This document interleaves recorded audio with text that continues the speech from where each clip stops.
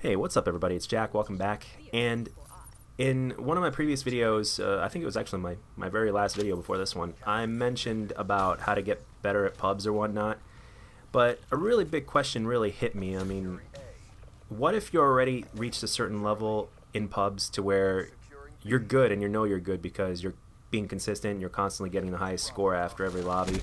You're 9 times out of 10, you're doing extremely well, and you start to ask yourself, what can I do to get better? Well, one of the things that I was first doing was I was going back to Advanced Warfare and just going back to the older CODs and kind of just playing the difference in those games, so to speak. And I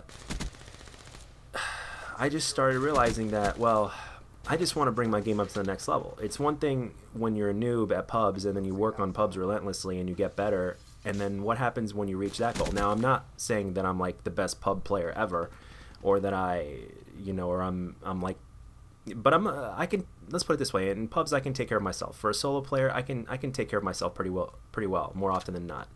But the thing is, I really want to get even better, and I just started asking myself, it's like, how do I do that? I mean, I don't want to play competitive because at heart I'm a competitive player, but I instantly remembered out of nowhere that, like, I don't know when this update happened, but it was probably a few months ago or whatnot, but there was an update to where I briefly read that they had put some pub games or pub based games in arena with slight arena rules, so to speak. It's not nearly as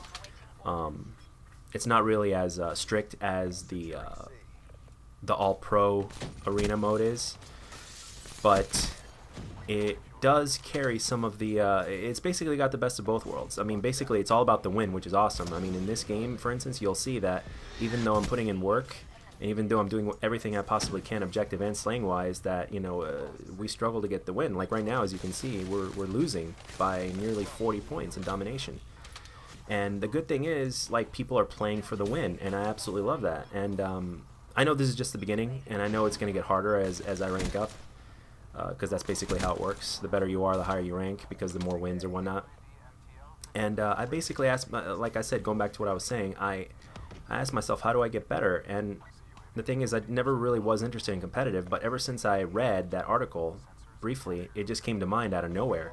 And I was like, you know what? I'm going to try this. What do I have to lose? And I have to say, it's a lot of fun. It's competitive. It's basically everything that you've learned from pubs plays a very big role, but at the same time, you have to kind of keep reminding yourself that you have to play smart and you have to play for the win, and you have to understand when to go for the objective and when to not go for the objective, because for instance, if the B flag is empty and there's nobody there and you have to cap it in order to get points because it's not yours, well, don't just go rushing in there for B all by yourself. You got to have at least one or two other teammates in there with you, or else it is just going to end really, really badly, which is why I quit playing domination, because I always played for the win, and in regular pubs it doesn't happen, but in this game, people are playing the objective, and that's awesome. I'm actually able to maximize everything, and this is just one of the few gameplays I got after this short session. No awareness necessary. I don't. I just like to run awareness on certain game modes or in certain instances, but I'm sure there've been people that have been sending me messages saying that I'm nothing without awareness. Well, this is proof that that's not true, and I've got more gameplay to back that up as well. But anyway, going back to topic. Long story short, like I've mentioned in previous videos, if you want to be good, you have to play solo, you have to do this, you have to do that. I've mentioned a very brief thing of what I did to get better at first, but when you reach a certain level in pubs to where 99% of the time, well, not 99%, but like vast majority of the time, like 90% of the time, where you're constantly on top, you're constantly making the difference whether you win or lose, and it starts to get easy more often than not. You're just basically, you've mastered that objective of the competition in pubs. But and I'm not saying I'm like the best pub player out there or anything like that. No, I'm just saying, like, if you want to get better, if you want to increase the time or decrease the time it takes for you to get better to reach that other level, I think it's good to play with other people or against other people of similar skill. And this doesn't happen often in pubs, because sometimes you'll see people out there that are about your skill level, and most of them will leave. Most of them won't stay. They'll just they'll just back out of the lobby when they see your stats from the lobby leaderboards or whatnot. And they'll look at everything, and if they think they're gonna have a hard time, most people more often than not back out. Now I understand that people don't always want to go sweating, and I totally get it. I don't either. But if you want to reach that level where you want to get better, you have to play against good competition, and Arena is where it's at. And I have to say, I'm actually very glad that they put this version of Arena in. It's like I said, taking the best of both worlds. You know, a little bit of basically the only thing that makes this competitive is number one, there's obviously a skill-based matchmaking system based off of your rank because of how much you win and lose or whatnot.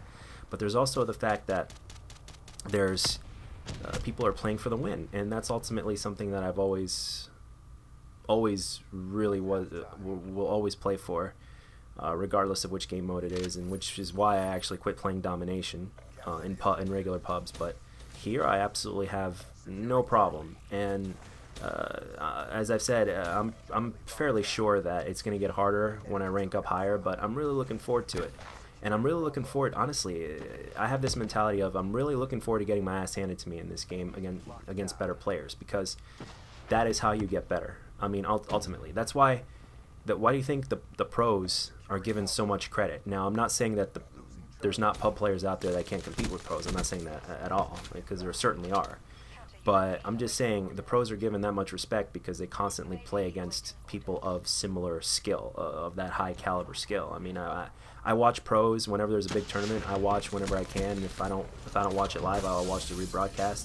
And I'm constantly amazed of how well they aim. Like when I was watching Advanced Warfare, for instance, last year, I was extremely amazed of how well these guys aimed and how well they snapped onto target and everything like that. So, and part of the recipe for that is simply because of the fact that you're playing against people that know what they're doing. And when that happens, it's going to make you better, even though the transition of that is extremely painful. Kind of like martial arts, as you guys know if you've been following me. I'm a martial artist. I'm an instructor. I did it for 10 years. And the thing is, when you go through that transition from being that beginner to that something else, it's not always a smooth road. But getting there is immensely satisfying. You know, just like with pubs, the exact same thing with pubs or any other goal that you want to accomplish. Really, it's not always going to be easy going after what you want. But when you get it, it's ultimately satisfying, and that's something that I'm really interested in doing here. And for those of you guys that may be intimidated by the whole arena thing, really don't be. As a matter of fact, you should be less intimidated for a couple of reasons, because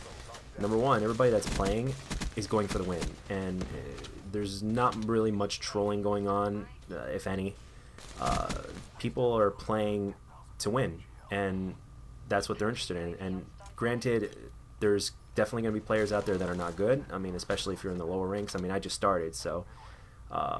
but there's definitely people out there that are competitive, and that's all that counts, really. If you have that competitive drive, that's all it really takes. It all starts with a competitive drive and a want to get better, and that's an awesome foundation right there. And you have to do what you have to do to get better. I would play the regular Pro Series, but the problem with that is I absolutely cannot stand Search and Destroy, and I absolutely cannot stand a few of the games. Like I don't play Hardpoint or Uplink or whatnot, so I don't know. I mean, maybe if there was a way to skip Search and Destroy, maybe I could do it, because Hardpoint and Uplink are, you move around. There's, granted, I haven't been open-minded enough to even try Uplink, but from what I've seen, it's just a different version of. It's almost like a different version of Domination, so to speak. At least to me, it is, or from that game mode in Call of Duty Ghosts that I can't really think of right now, where there's two portals at the end, one on each side, and you have to get into it to score, and then you basically spawn on the other end of the map where your port is on. So, but I have to say though, overall, I'm really glad that they did this and that they put a few of the most popular game modes in this arena variant. And I can totally understand why Team Deathmatch is not in there, because if it was Team Deathmatch, just like the regular pros, nobody would move. It would be really boring to watch, and it would just be a camp fest. So they decided to use Domination Kill Confirmed, and it makes total sense, and it's awesome. I love it. And there is one thing though that does kind of interest me though, is I wonder if Free For All would be a good one. I know it's not. I know it's not like Team Deathmatch because there's no teams. It's every man for themselves. But I don't know. I don't know. I have mixed feelings of whether or not free for all would be good for this. Part of me thinks it could be really good because every man's for themselves, so everybody might move around. And part of me also thinks that it could also be a camp fest because for the exact same reason, and it's all about wins and losses. But I don't know.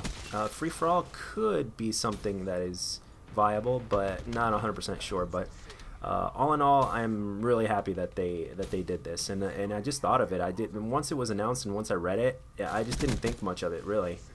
But until recently, I just had the itch to try it and to get better because I've been going back to Advanced Warfare and I'd get bored really fast. Because to me, Advanced Warfare, although the movement is incredibly fun and it's chaotic and the action is really high paced, obviously because of that chaos as well, but there's just not.